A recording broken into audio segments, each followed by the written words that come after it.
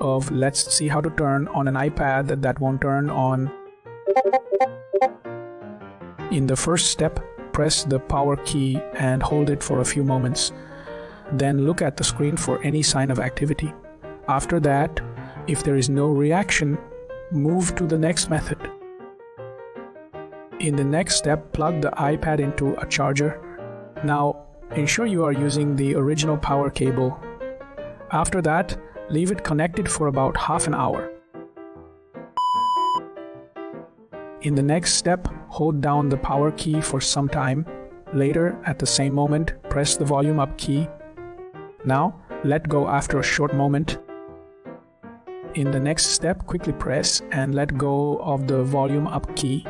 Next, quickly press and let go of the volume down key. Next, hold down the power key until the logo appears. In the next step, look at the charging slot for any dirt or blockages. Then try a different power cable to charge. After that, use another charger to check if it works.